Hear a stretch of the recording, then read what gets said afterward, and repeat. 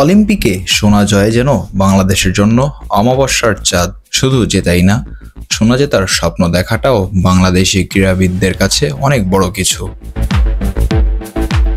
তবে এবার প্যারিস অলিম্পিকে সোনা জয়ের পেছনে আছে বাংলাদেশি একজনের নাম। অবাক হলেও সত্যি যে চীনের নারী টেনিস খেলোয়াড় ঝ্যাং কিন ওয়েনের সোনা জয়ের পেছনে সবচেয়ে বড় অবদানটা বাংলাদেশের টেনিস কোচ আখতার হোসেনের। ছোটবেলা থেকেই বেইজিংয়ের একটি টেনিস একাডেমিতে ঝ্যাং কিন ওয়েনের কোচ আখতার। এবার সেই ঝ্যাং কিন ওয়েন প্যারিস অলিম্পিকে নারী সিঙ্গেলস ইভেন্টে সোনা জিতে নিয়েছেন। বাংলাদেশি আখতার বেশ কিছু বয়সভিত্তিক WTA টুর্নামেন্টেও দেশকে প্রতিনিধিত্ব করেছেন, এমনকি বাংলাদেশের হয়ে খেলেছেন ডেভিস কাপও।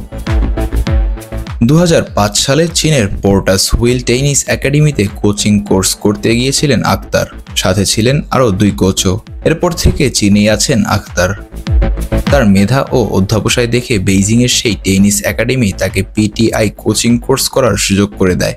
সেখান থেকে প্রফেশনাল ডিগ্রি অর্জনের পর চাকরি পান পোর্টাস হুইল একাডেমির কোচিং প্যানেলে। আর একেই বলা হয় চীনের টেনিস খেলোয়াড় তৈরির কারখানা। সেখানেই ঝ্যাং কিন ওয়েন আখতারের সান্নিধ্যে আসেন। 2013 সাল থেকে তো তার কোচ হিসেবেই কাজ শুরু করেন আখতার। কাজ করেন 2018 সাল পর্যন্ত। কিন ওয়েন তার শেখার বয়সের পুরোটা সময়ই কাটিয়েছেন আখতারের সাথে। 2013 থেকে 2018 এই সময়কালে ঝ্যাং অনুশীলন, চীনের বাইরে কোনো টুর্নামেন্ট খেলার সিদ্ধান্ত ও তার সফর সঙ্গীও ছিলেন একমাত্র আখতারই।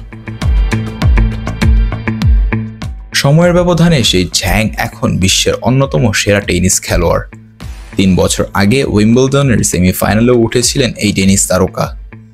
2023 সালে এশিয়ান গেমসে টেনিস এককে স্বর্ণ, US ওপেনে নারী এককে রানার আপের পর এবার অলিম্পিকে স্বর্ণ জিতলেন। আর যেই সাফল্যের পেছনে বেশ বড় হাতই আছে বাংলাদেশি আখতারের, যেটা স্বীকার করেছেন স্বয়ং ঝ্যাং কিন ওয়েনও। বাংলাদেশে টেনিসের তেমন একটা প্রচার প্রসার না থাকলেও টেনিসকে বিশ্বের অন্যতম জনপ্রিয় ও আকর্ষণীয় খেলা হিসেবে বিবেচনা করা হয়। টেনিসকে বাংলাদেশে এখনও পেশা হিসেবে নেওয়ার মতো পরিস্থিতি সৃষ্টি হয়নি। সে কারণেই বাংলাদেশের প্রতিভাবান টেনিস কোচের গন্তব্য থাকে চীনে। এমনকি দেশে থাকা টেনিস কোচের থেকে চীনেই বাংলাদেশি টেনিস কোচের সংখ্যা বেশি। আগে অনেকে একাডেমিতে কাজ করতেন, এখন চীনে বাংলাদেশি সাবেক টেনিস খেলোয়াড় কোচেরই নিজস্ব একাডেমি রয়েছে। এদিকে প্যারিস অলিম্পিকে বাংলাদেশি কোনো কোচের এটাই প্রথম সাফল্য নয়।